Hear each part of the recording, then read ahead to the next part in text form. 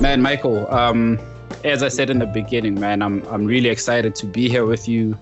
And, what I do on Manned Up Conversations, man, is I'm basically looking to speak to, topics that men wouldn't traditionally speak to, So we have a huge crisis in South Africa in terms of GBV, what they would call abuse, whether it's physical abuse, sexual abuse of women, and a lot of men are struggling, man, with so many different things. And I kind of feel like there's kind of a shame that we live under here in SA. And yeah, the reason I called you up is I wanted to just pick your brain. I know you deal with like some really deep stuff, and you also been through a real tough childhood, man. So, before I get too far into the topic, for the guys that don't know you down here in SA, man, let's get a little bit of who Michael is in terms of, how you grew up and how you got into this work. Yeah, well, it's an honor to be here with you, man. And, I'll say that I think it's good work that you're doing, because we have to have these conversations. And I think that we live in a time now where it is becoming more acceptable for guys to talk about things like this, but it's still a massive struggle. Like we're just starting. Like if we were trying to run a marathon, we're at mile number 0. We haven't even started. You know what I mean? And so it's like we have to have these hard conversations. And for me, my journey into this was because it's my life. When I grew up, my mom was a drug addict and alcoholic. She actually cut off my right index finger when I was only 4 years old. Wow. And that's something I share publicly all the time, because hurt people. My stepfather was incredibly abusive, the kind of guy that beats up little kids, and, put me in the hospital multiple times. My grandmother adopted me. So I'm biracial. I'm black and white, Irish and Nigerian. And my grandmother was racist. Like, my uncle was in the Ku Klux Klan here in the United States, the Aryan Brotherhood. And, that's a lot of chaos for a child. Sure. And at 12 years old, I started doing drugs. So I was smoking weed. I was popping pills. I started drinking when I was 13. Dude, I was drunk at 13 years old. Right. And by 15, they kicked me out of school.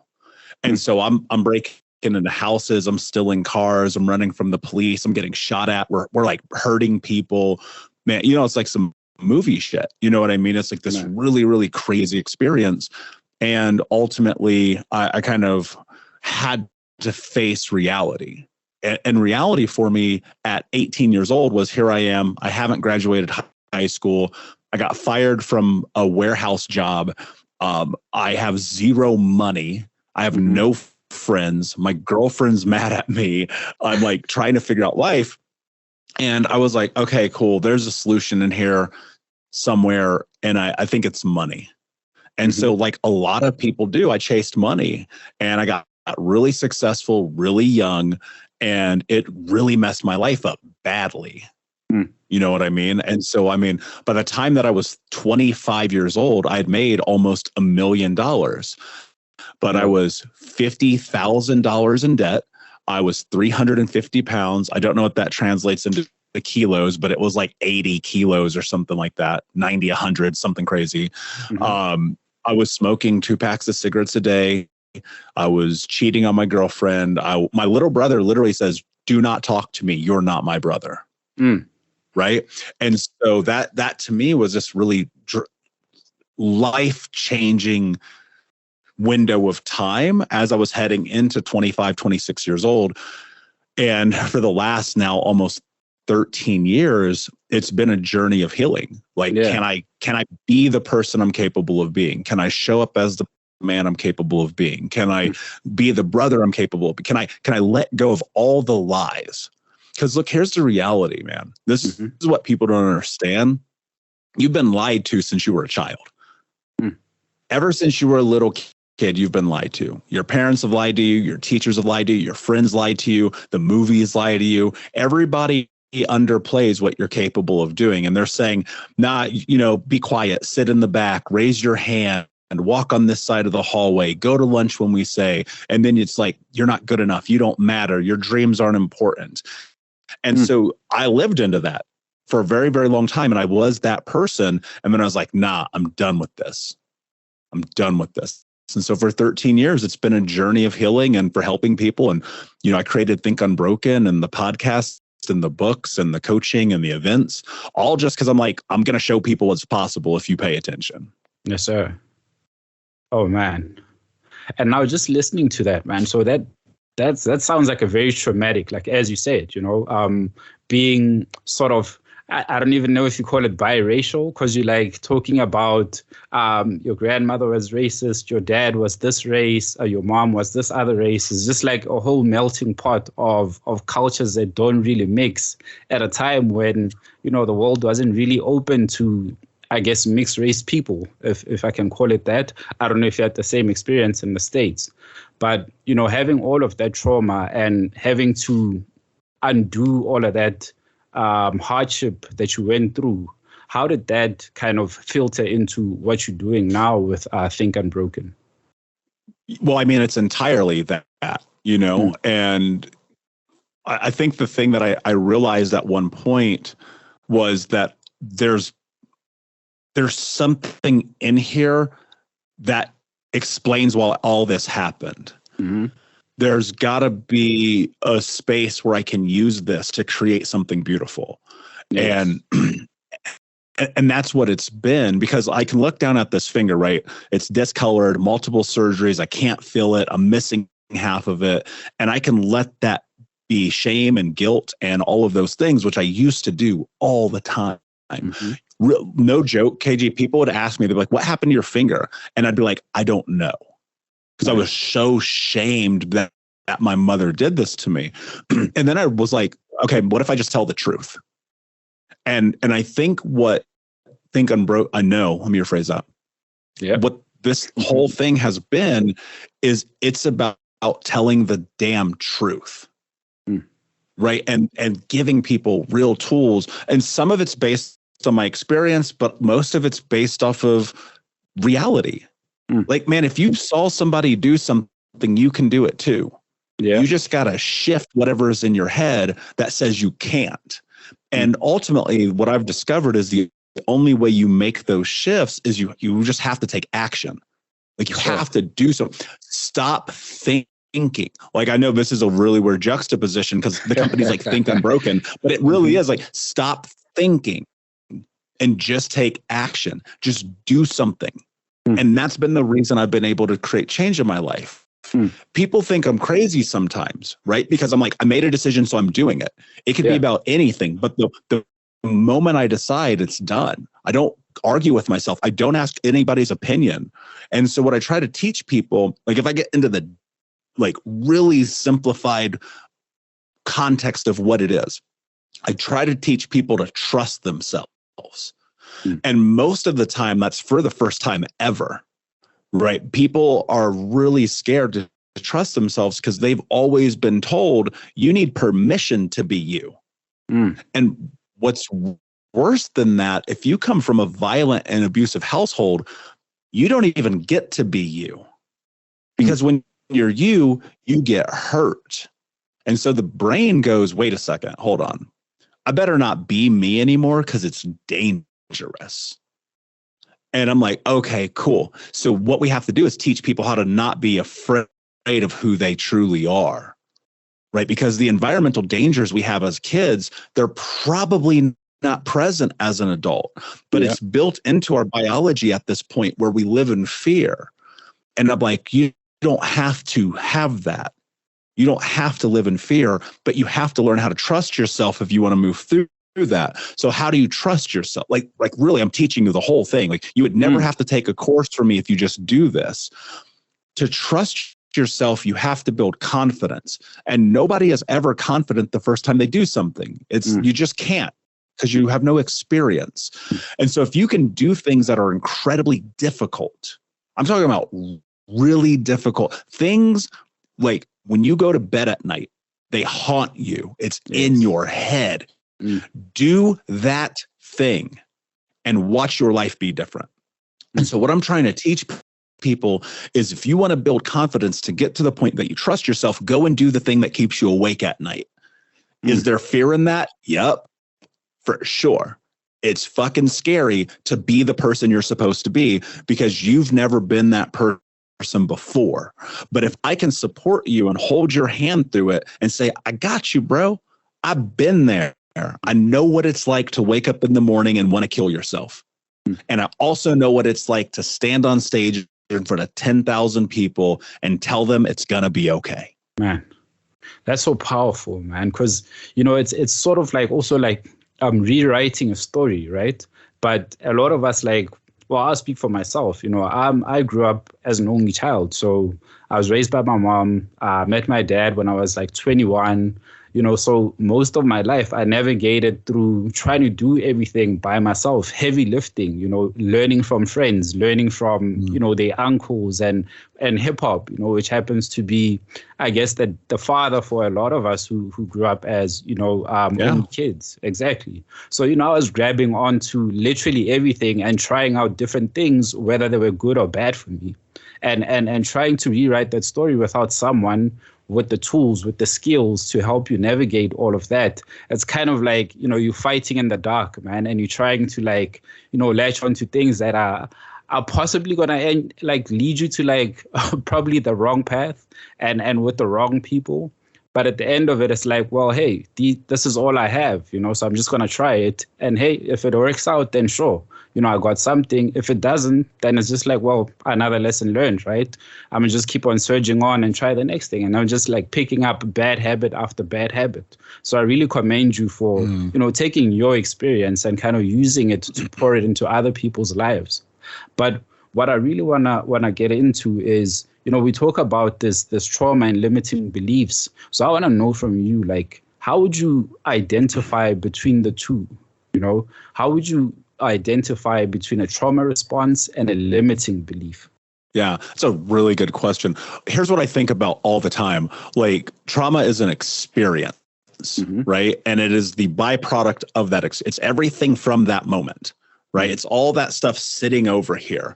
And here's what's really interesting. I believe, this is my belief. I will say that everyone may consider this in a different light, but this is my belief, that those experiences actually inform your limiting beliefs. And what I mean by that is those things over here happened and they created the structure for you to have the limiting belief, for you to have the self-sabotage, for you not to be willing to go for it, because you've been informed. It's data, right? I'll give you a perfect example of this. Imagine for a second, you're in third grade. And you're a child, you're in elementary school, and the teacher says, hey, read this part of the book aloud. Terrifying for most people in general, but especially as a kid. And so you read it wrong, right? You read it wrong. And the teacher, not intentionally, goes, oh, what's wrong with you, KG? Geez, we've said this 30 times. How do you not know this? And all the kids laugh at you. Okay, well, what happens is your brain makes meaning of that experience. And your brain goes, oh, shit, I'll never speak again. Because when I do, I'm going to be judged. And then other people will make fun of me. And there will be shame and guilt. And then when I'm 30, I'm not going to be able to know how to talk to people in public settings or get on the microphone or record the video or whatever write the book, whatever that thing is, because all the way back in third grade, Miss Smith fucked me up. And look, it doesn't have, and sometimes that's simple. People will hear something like that and they go, that's not a big deal. It is a big deal when you're in your environmental stages of development in which you're making and assessing meaning of all the things happening. Because here's the truth about it, KG, the brain serves one function, and that is survival. That's it. So it's making meaning of all the data we're pulling in on a day-to-day basis so that we can create a framework of understanding of how to navigate the world and not get killed, or die, or eat the plant that's going to like put us in a coma. And so what happens is now we're in this situation where it carries a different weight. Survival doesn't mean what it used to mean. And so it's more nuanced when those things impact us negatively on a long enough timeline that lead to this place of limiting belief. And so my thought is, like, it's not only just that, but it's abuse physically, mentally, emotionally, spiritually, sexually, religiously. Like, all of those different things can lead down this path, whereas you've made meaning of them, here you are as an adult. Children never use the word limiting belief. Adults made that shit up. That is not a thing for people who are like 15 years old. You know what I mean? Yes, sir. They haven't been negatively impacted by society to the point in which they even think it's negative to have a belief, to be limited. When you're 12, even when I was 12, dude, like, even though my life was chaos, I'm like, I'm going to be famous one day. I'm going to be Jay-Z one day. Talk about hip hop. Like, I'm obsessed. I was like, that's going to be me. I'm going to be on stage and I'm going to be this guy. And what happens is, well, now you're 26, you're 34, you're 52 years old, and you don't know how to be you because you've been so indoctrinated with fear from other people through your adolescence that now you use this word limiting belief. And it's like, it is you who are limiting you. It is no one else. And people want to blame each other. And look, here's the truth about it, KG. This is the hard truth. Yep. They're right. It's probably someone else's fault. Okay, great. We have that on the table. Might be the government. Okay, cool. Might be your wife. All right. It might be your mother. Okay, great. So now we've blamed everybody. Go look in the mirror. And here's why I say that. Because when you go look in that mirror and you want to be honest with yourself, the thing you're going to know is, like, you aren't doing the thing that you're supposed to do to actually move through that limitation. So you cannot do anything in life if you do not face the fear that's inside of you. I can blame my upbringing, not having an education, growing up homeless, stealing food to survive, watching my 3 best friends get murdered, having a racist grandma. I can blame everybody for everything all the time. And I would not be here with you right now. And so you can sit here and talk about limiting beliefs until the sun comes up. Yeah. I don't care. I don't care. And that's a really hard thing for people to hear. Right. Because you don't care either, or you would take the necessary action. And you have to zero in on something. Like, it's like, all right, cool. I know, like, in my soul, the thing that I want to do more than anything is to be considered the #1 public speaker in the world. Yeah. I don't even know if I'm on the list yet, bro. And I've been doing this for 7 years. Man. I've had billboards of me up in New York City and Times Square. I've been on television shows. I've been on hundreds of podcasts, and I still am not there yet. But if I wouldn't have had the willingness to just go, you know what? I'm going to go and see what happens, then I can't help people. You know what I mean? And that limiting belief, like, it was there for me at the beginning. Of course it was, because I remember these times when I was a child and I would want to do something great and it would get shut down. Yep. And it would get taken from me. You know, I played sports as a kid, and my mother, I won a championship. I wrestled for almost like 10 years.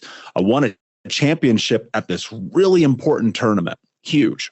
And my mother was there drunk and embarrassed me. And I was like, I don't want to be in front of people anymore. I don't even know if I want to do this sport anymore. I don't even know if I want to show up to school tomorrow, you know? And so I could leverage that forever. I could leverage that till I'm 80 years old, and I'll never fulfill my destiny. Man. And I'm just like, look, I can go deeper into this because I'm just getting started. But the truth is, at the end of the day, man, you can map it all back. You can go look at any of it. You give me your limiting belief, and I will help you fix it right now. It's really simple, actually. It's really simple. Go do the damn thing. problem solved.